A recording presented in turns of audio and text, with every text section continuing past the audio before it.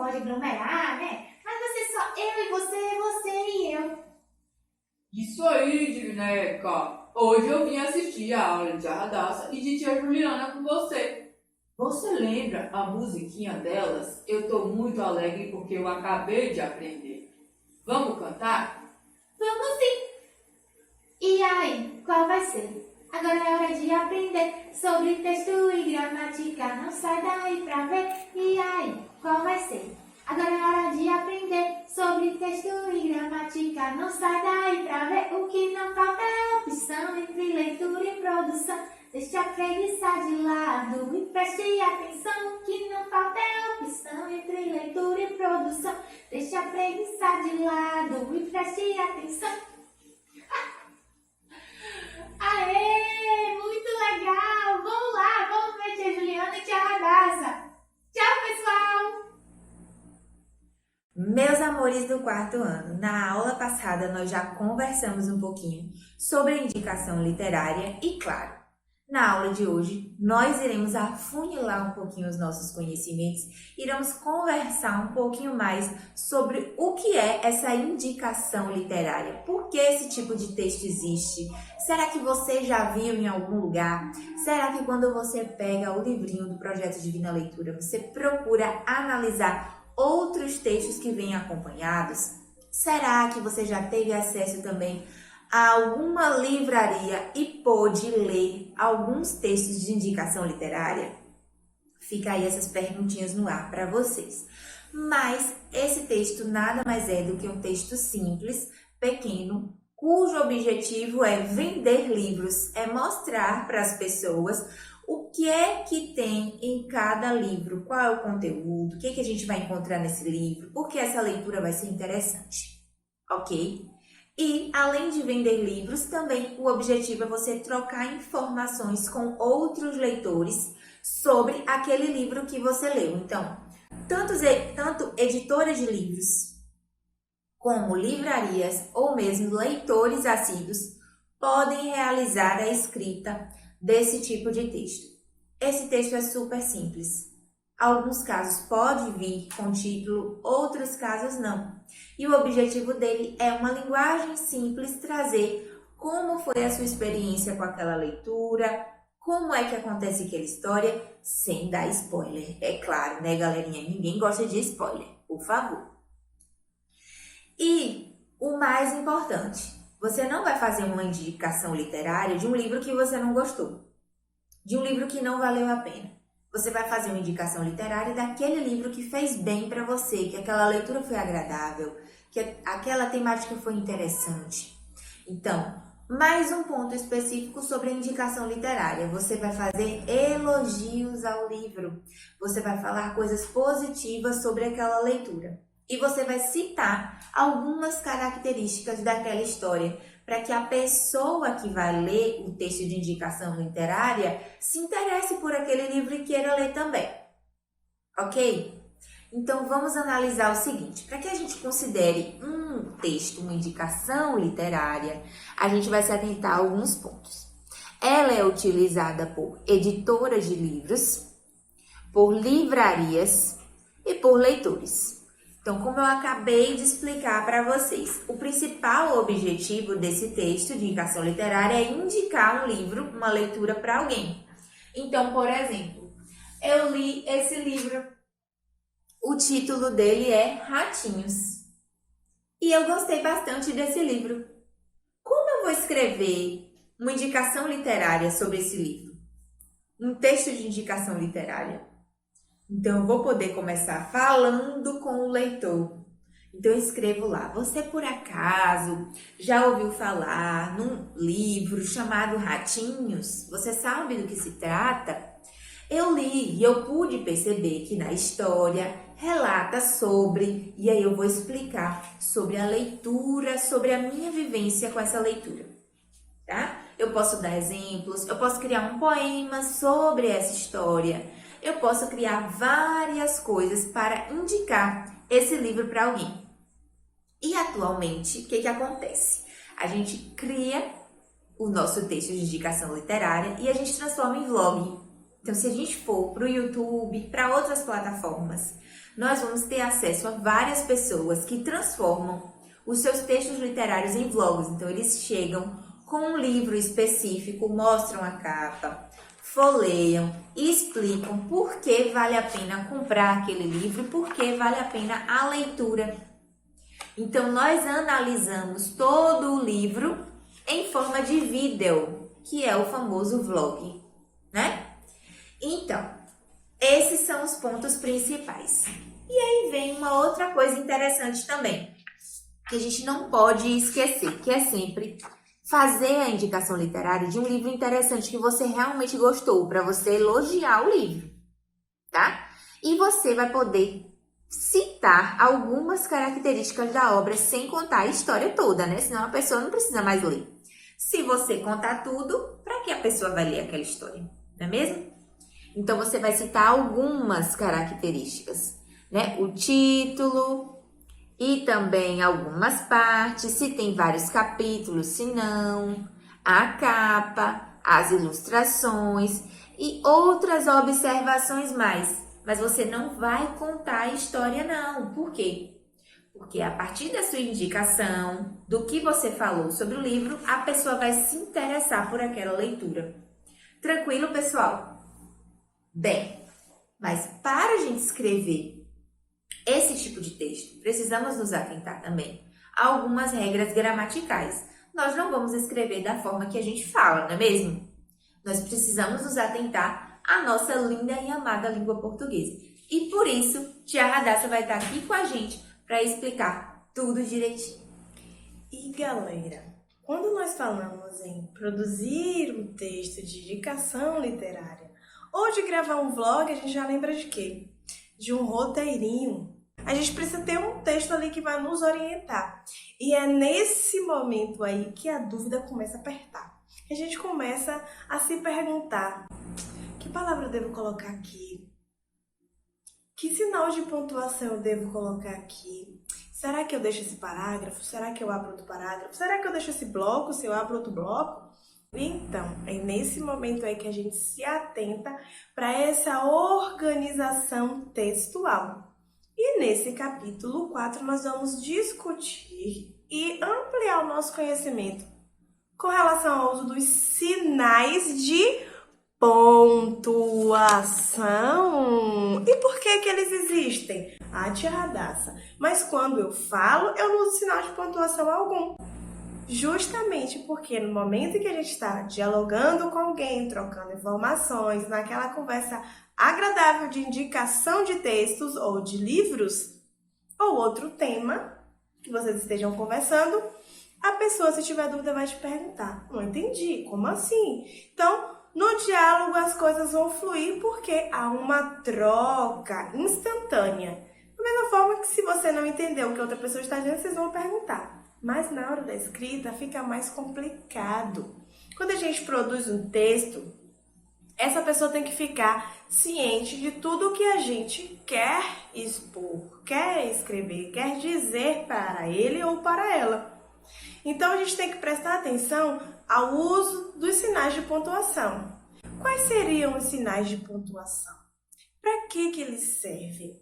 Quantos são eles? Será que você sabe todos? Será que precisamos conhecer todos nessa aula de hoje? O bom é que a resposta é: nós vamos descobrir alguns hoje, alguns nas próximas aulas, nas aulas online, ou até desfazer com alguns mitos que existem sobre alguns sinais de pontuação que a gente pode ter compreendido errado. Vamos lá, galera? Vamos sim. Vamos começar por ele, que é o queridinho, o ponto final. Para que existe o ponto final? Para que ele serve? Ele serve para indicar a conclusão de uma ideia, ou seja, para indicar que você concluiu aquele raciocínio. O que você pensou, você já disse ou já escreveu. Nós lembramos, por exemplo, todas as vezes que damos uma resposta nas atividades de qualquer disciplina, nós vamos concluí-la com um ponto final, para indicar que a nossa ideia, que o nosso raciocínio já foi concluído. Então, exemplo: esqueci onde guardei meus tênis. Há tempos não vou ao shopping. Ou seja, você está dando uma informação ali, está afirmando algo. Temos também os dois pontos, que tem uma outra função. Qual é a função dos dois pontos? Indicar que vai surgir ali uma explicação, né? Vai ser dito algo além do que já foi falado naquele momento, ok? Exemplo, o problema era o amor platônico. João disse, nada é impossível para você. Como é que a gente percebe se a gente deve usar os dois pontos? Todas as vezes que eu quiser dar ênfase a alguma coisa, uma explicação, vou levar um esclarecimento, ou vou dizer algo que alguém falou ou que escreveu, eu vou usar os dois pontos no momento da indicação. Além dos dois pontos, nós temos o travessão e temos o que também? A interrogação. O travessão, ele vai indicar o quê? Fala de personagem ou vai separar as informações do texto. Então, se eu estiver descrevendo algo, de repente eu quiser levar uma explicação ou levar uma informação a mais, eu vou utilizar o travessão. Então, temos um exemplo de fala.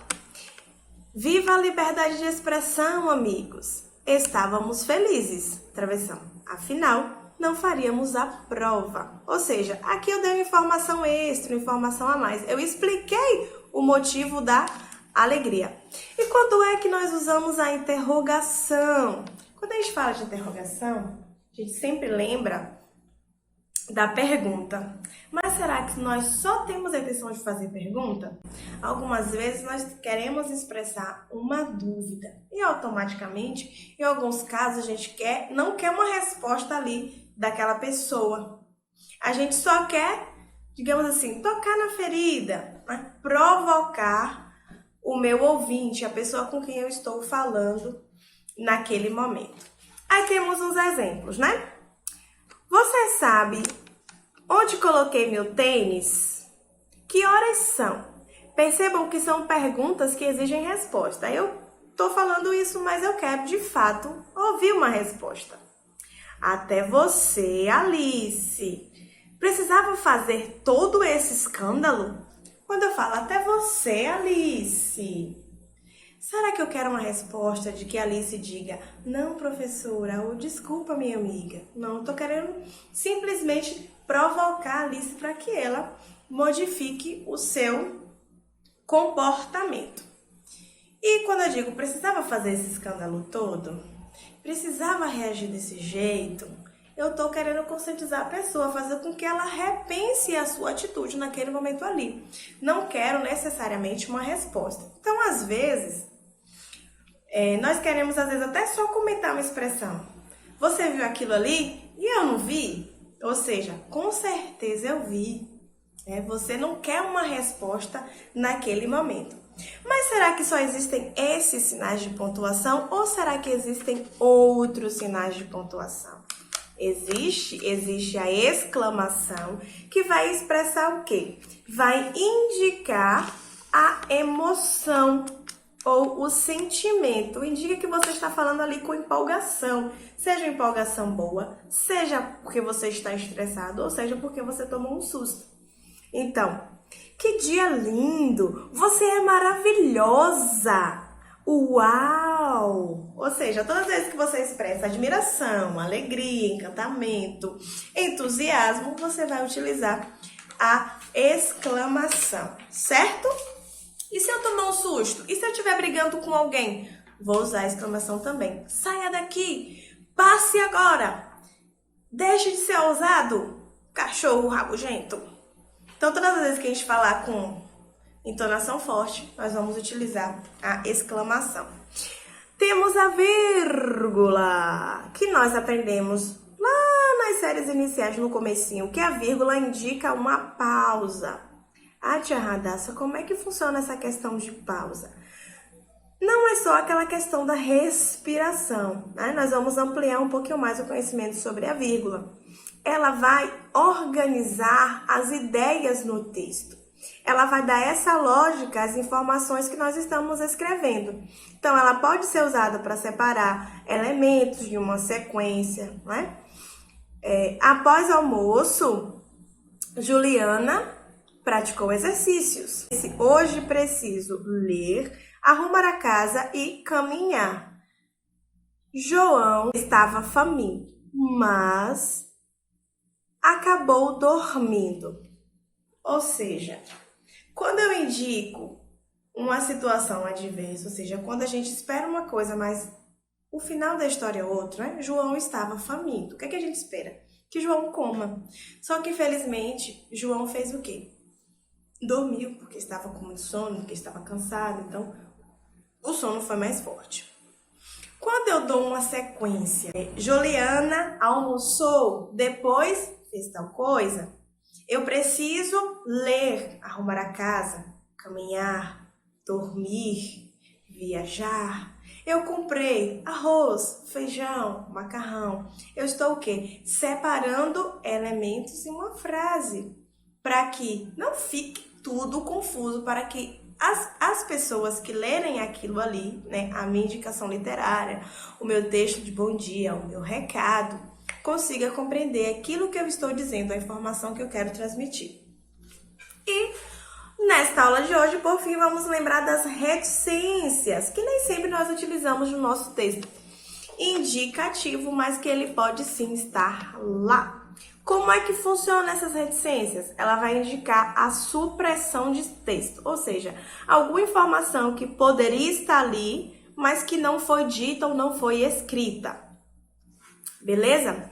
Exemplo: estávamos em Paris, mas eu não quero mencionar o que a gente estava fazendo, o que foi o que aconteceu, se houve uma coisa boa ou uma coisa ruim. Perdoar suprimiu alguma informação ali, ou algum gesto, alguma reação. Bom, é um ato de coragem.